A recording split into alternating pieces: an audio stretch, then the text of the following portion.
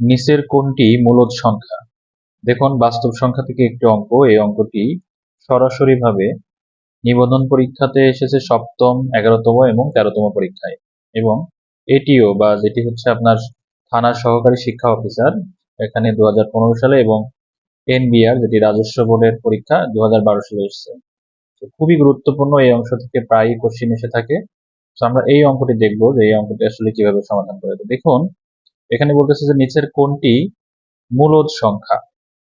তো মূলদ সংখ্যা জানতে গেলে আমাদেরকে প্রথমে জানতে হবে সেটি হচ্ছে মৌলিক সংখ্যা। দেখুন এখানে আমি রেখেছি সেটি হচ্ছে মৌলিক সংখ্যা। সহজ কথায় মৌলিক সংখ্যা হচ্ছে যে সেই সকল সংখ্যা যাদেরকে এক এবং ওই সংখ্যা ছাড়া অন্য কোনো সংখ্যা দিয়ে নিঃশেষে বিভাজ্য করা যায় না। যেমন ধরুন, আমি যদি বলি যে 7 একটি সংখ্যা, দেখুন এই সংখ্যাটাকে আমি শুধু 7 দিয়ে ভাগ করতে পারি, 7 এককে 7, অথবা 1 দিয়ে ভাগ করতে পারি।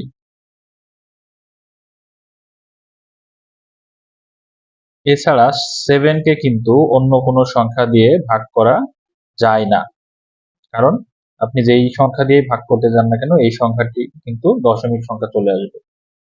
এই জন্য আমরা এই 7 সংখ্যাটিকে বলবো একটি মৌলিক সংখ্যা। আমরা এটিকে বলবো একটি মৌলিক সংখ্যা। একইভাবে যদি বলি 11, এই সংখ্যাটাকেও আমরা শুধুমাত্র এক এবং ওই সংখ্যা অর্থাৎ 11 দিয়ে ভাগ করতে পারি, অন্য কোনো সংখ্যা দিয়ে ভাগ করতে পারি, তাহলে এই 11 সংখ্যাটা হচ্ছে কি একটি মৌলিক সংখ্যা। তো আমরা সহজভাবে বলতে পারি যে বেজোড় সংখ্যা যেগুলো আছে, ম্যাক্সিমাম ক্ষেত্রে বেজোড় সংখ্যা, হ্যাঁ, যেমন 3 হতে পারে, 5 হতে পারে, 7, 9 কিন্তু না, কারণ 9 কে 3 দিয়ে ভাগ করা যায়। বেজোড় সংখ্যাগুলো যেমন 11, 13, এই সংখ্যাগুলোকে আমরা মৌলিক সংখ্যা বলছি। এবং আমরা তাহলে চিনব কি করে যে এটি হবে হচ্ছে একটি বেজোড় সংখ্যা এবং এটাকে অন্য কোনো সংখ্যা দিয়ে ভাগ করা যাবে না। এটা হচ্ছে মৌলিক সংখ্যা চেনার উপায়। একমাত্র মৌলিক সংখ্যা আমরা মনে রাখবো 2, যেটি হচ্ছে জোড়, এটি কিন্তু বিজোড় নয়। তাছাড়া সমস্ত মৌলিক সংখ্যাই কিন্তু বিজোড় সংখ্যা হবে, জোড় হলে কিন্তু হবে না।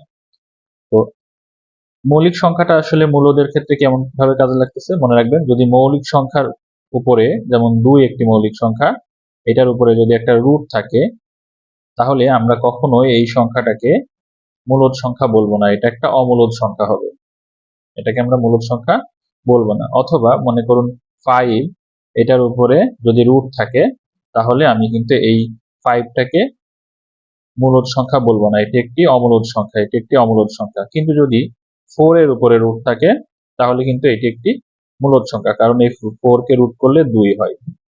তো আমরা যদি অঙ্কে ফিরে যাই, তাহলে দেখুন যে এখানে বলতেছে নিচের কোনটি মূলদ সংখ্যা, নিচের কোনটি মূলদ সংখ্যা। তো এখানে দেখুন একটি আছে √2, একটি আছে কি √2। আমরা এই √2 কে কিন্তু মূলদ সংখ্যা বলবো না, কারণ 2 একটি মৌলিক সংখ্যা আর এর ভিতরে কিন্তু এটার উপরে কিন্তু রুট আছে, সো এটাকে আমরা মৌলিক সংখ্যা বলবো না। এখানে দেখুন 3√8, 3√8, দেখুন 8 কিন্তু একটি মৌলিক সংখ্যা না, কারণ 8কে যে কোনো সংখ্যা দিয়ে ভাগ করা যায়। হ্যাঁ, কিন্তু এখানে দেখুন যে 3 আছে মানে কি, 3 আছে মানে হচ্ছে এই 8টাকে আমরা 8-এর উপরে 1/3 এমনটা বোঝাচ্ছে, 8-এর উপরে, অর্থাৎ এইটিকে কিন্তু আমরা মূলদ সংখ্যা বলবো, কারণ 8টা কিন্তু কোনো মৌলিক সংখ্যা নাই, আর মৌলিক সংখ্যার রুট হলে সেটাকে আমরা মূলদ বলবো, আর না হলে সেটাকে কিন্তু আমরা মূলদ বলবো। এখানে যেমন 7 আছে, দেখুন 7 কিন্তু একটা মৌলিক সংখ্যা, তো এর উপরে রুট থাকলে আমরা কি বলবো, সেটি একটি অমূলদ, এটি কিন্তু মূলদ নয়। একইভাবে 5 কিন্তু একটা মৌলিক সংখ্যা, 5 এর উপরে কি আছে, রুট আছে, তাই 5টা হচ্ছে √5 একটা হচ্ছে কি অমূলদ সংখ্যা, অর্থাৎ মূলদ সংখ্যা নয়।